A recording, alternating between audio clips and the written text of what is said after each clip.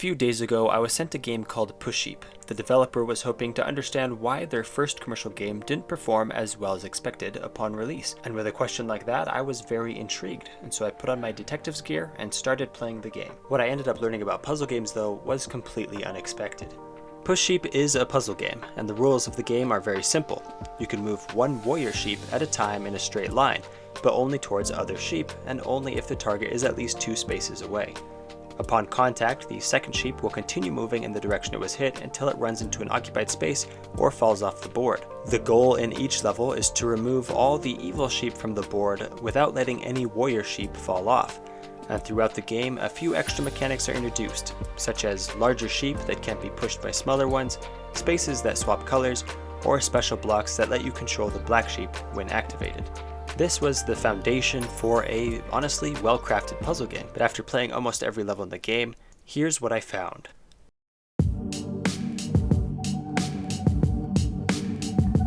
One of the main reasons we play games is for novelty. A well-crafted game can provide a new concept to learn about and experiment with.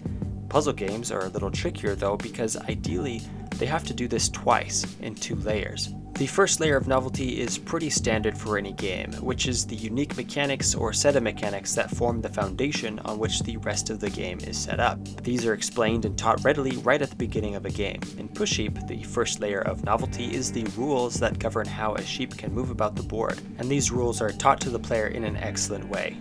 The second layer of novelty is where it gets a little tricky. This layer is a bit more unique to puzzle games because it is the introduction of new ways the core mechanics can be used, and this is best done in the form of a puzzle. Now, I would recommend watching all the video essays you can find on what makes a puzzle good or how to craft a good puzzle. I'm not really going to do that here. Just know when it comes to the second layer of novelty, the puzzle needs to force the player to experiment with the mechanics they already know about in order to understand something deeper. This is why a good puzzle makes the player say, "Oh, of course, that makes so much sense," when they find the solution. In Pusheep though, this second layer just doesn't really seem to be present. Pusheep has an interesting rule set, but every level lacks that aha moment, which comes with getting past a conundrum designed specifically to teach more about what you already know. The first time I thought this was going to happen was in this level. It seemed impossible to complete because there was always just that one sheep that I just couldn't get an angle on. After quite some time of pondering and wondering, trial and error, I finally figured out I just needed to move this little sheep first, then everything fell into place. However, this little discovery was to the detriment of the rest of the game. Every level after that, I was no longer saying, "I guess I need to think outside the box on this one." Instead, I was saying, "I guess I just got the wrong order. Let me try again." Now yes, throughout Pusheep, new things are introduced at a regular pace and taught to the player appropriately, but these all fit under that first layer of novelty because you're not learning about deeper ways to use existing mechanics, but just being introduced to new ones. Let me give you a few examples of the second novelty layer in action using my own puzzle game, Paradigm. Now, I'm not going to pretend that Paradigm is the perfect puzzle game, far from it, but I'll leave that for you to decide. You can play it if you want for free on itch.io. Self-plug. Yeah, I know. Pretty good. In Paradigm, you try to get from point A to point B, getting past obstacles by cloning yourself. The first layer of novelty shows all this information quickly in a short one-room tutorial and a level that forces you to create a clone in order to progress. Then immediately after that, the second phase of novelty starts, when you are dropped into this room with nowhere to go. It is here that with a little bit of experimentation, you will realize when you spawn clones, they will appear just in front of the active clone. And knowing this allows you to get past the rest of the level, which requires you to experiment with that concept thoroughly in new and interesting ways. And this nuance to the core mechanic is then used throughout the rest of the game. Another short example is when these enemy robots appear. You quickly learn that they will attack you if you are in their line of sight, and upon contact the clone will die and the robot will temporarily be disabled and fall to the ground. This is the first layer of novelty, along with learning robots can activate buttons in a level soon after. The second layer is when this level comes up. Here you have to lure a robot to turn off a laser for you, and then you find an elevator that can only be activated by a button that is impossible to get to. It is here that the player will need to remember/rediscover that robots fall when they are disabled. Now when I explain it in the order that I just did, it's going to seem pretty obvious, but every player I've watched play this level all had a visible aha moment when they finally realized what they needed to do, and better still, this knowledge is used in later levels.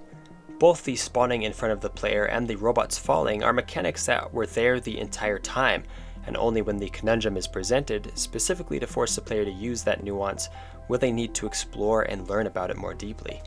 There are many more examples of this in popular puzzle games, such as Portal, where the ability to throw yourself using gravity is introduced, or in Baba Is You, where after you learn that moving around sentences changes the rules of the game, literally every puzzle becomes a aha moment because of the endless, yet controlled possibilities and nuances this mechanic presents. You could still have a good puzzle without this second layer of novelty. In fact, it's actually pretty typical in many classic puzzle games such as Sudoku, Crosswords, Minesweeper, or even that one wood block game. With these types of puzzle games though, as long as you know the rules, every level or iteration is basically the same as the last. All you need to know is the rule set, and no matter the layout of the level, the strategy remains basically the same. This is the issue I had with Jonas Tyroller's video titled How to Design a Puzzle Game in 5 Steps. If you follow these steps, you are probably going to end up with only a first layer of novelty type puzzle game. Which is great, I mean there's nothing wrong with that, but you probably won't be making the next Braid or Portal by following the steps in his video. At least not likely. After speaking to the creator of Pusheep though, I learned he didn't follow these instructions, but rather was inspired by some of the great PC puzzle games out there, like Baba Is You. However, even though Pusheep was inspired by games with a second layer of novelty, it sadly lacks that layer itself. And this is nothing against the creator of Pusheep or even the game. Pusheep is a well-crafted game. It's just much better suited for mobile. And as best as I can tell, this is why it failed. All the novelty is shown in the trailer, played in the free demo, and seen in any of the reviewer playthroughs. While these are excellent marketing techniques for selling a PC game, it doesn't work so well for games that should be free to play on your phone. Because why would you play a mobile game when you sit down at your PC after work? Now, maybe I'm wrong, there might be puzzle games that feel like mobile games out there that still do well on Steam, but I don't think so. I mean, maybe Snakebird, but probably not. I haven't played that game though, so maybe you guys can prove me wrong in the comment section. Other evidences of Pusheep being a mobile game though, is the fact that the game is best viewed from a simple top-down perspective. There's no need to make it 3D at all. Sure, it's cool, but it adds nothing to the gameplay.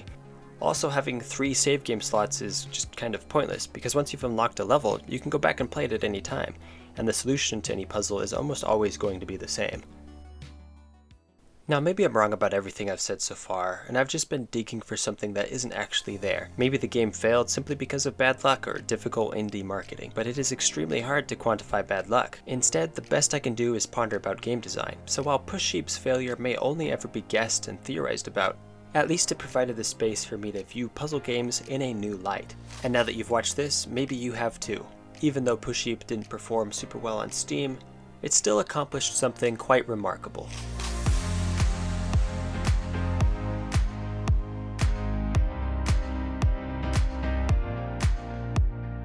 Big thanks to the creator for sending me his game. It was very educational, at least for me.